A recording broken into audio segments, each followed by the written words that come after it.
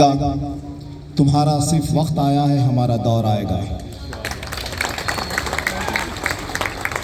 इंतखाबात का वक्त है और इंतखाबी जलसे सरगर्मियों में हैं और मजलिस इत्तेहादुल मुस्लिमीन की ये सीट जुबली हिल्स हल्के की यकीनन एक तवज्जो का मरकज़ बनी हुई है और हर आदमी को यही फिक्र है कि मजलिस इत्तेहादुल मुस्लिमीन को 7 से 8 सीट ना हो।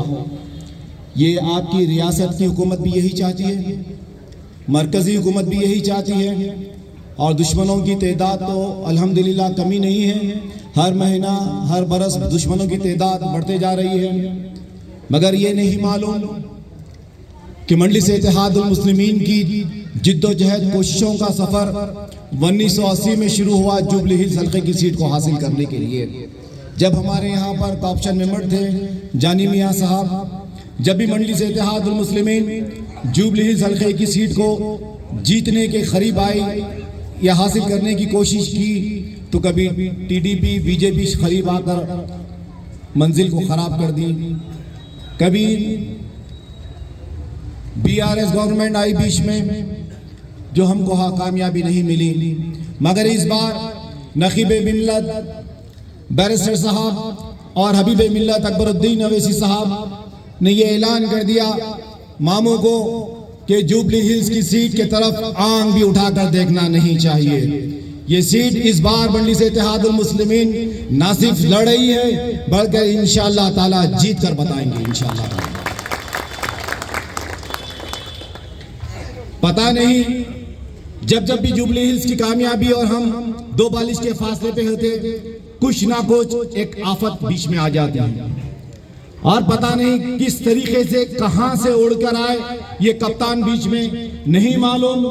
अरे हम इनको बोल भी जाए कि शेरलिंगम चले जाओ, कोकटपल्ली चले जाओ, अंबरपेट चले जाओ या दीगर कोई और हल्के को चले जाओ, यहाँ पर मजलिस इत्तेहादुल मुस्लिमीन के 2 कॉर्पोरेटर हैं और मजबूत कॉर्पोरेटर है और ये 2 कॉर्पोरेटर के बुनियाद पर मजलिस इत्तेहादुल मुस्लिमीन ये सीट को 100% हासिल करने वाली है।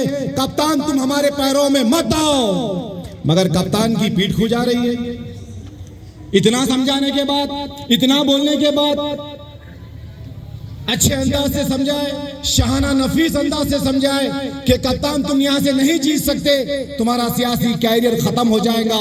मजलिस इत्तेहादुल मुस्लिमीन से पंजा आजमाई मत करो। अरे कोई नहीं टिक सका यहाँ पर, वो किरण भी आखिरी किरण होकर बुझकर खत्म हो गई कांग्रेस की, तो तुम क्या, तुम्हारी हस्ती क्या।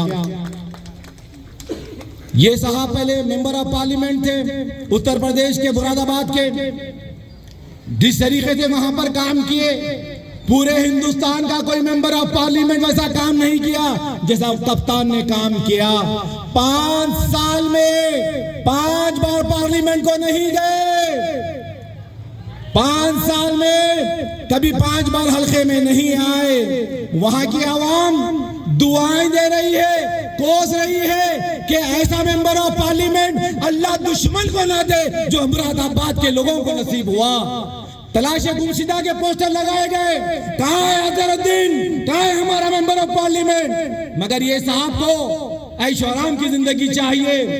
तारीख उठाकर देखो नौजवानों, चाहे कोई बॉलीवुड का फिल्म स्टार हो या कोई स्पोर्ट स्टार हो, कभी आज तक कोई सेलिब्रिटी सियासत में कामयाब नहीं हुआ, चाहे वो राजेश खन्ना हो या धर्मेंद्र हो या सनी देओल हो या गोविंदा हो या हेमा मालिनी हो या जया भाद्री हो। अरे इनको नहीं मालूम जमीनी सतह के मसले मसाइल क्या होते, एक गरीब का दर्द क्या होता है, एक गरीब की तकलीफ क्या होती है, नन लाइट के मसले क्या होते हैं, बल्दी बरखी आबरसानी के मसाइल क्या होते हैं, इनको नहीं मालूम।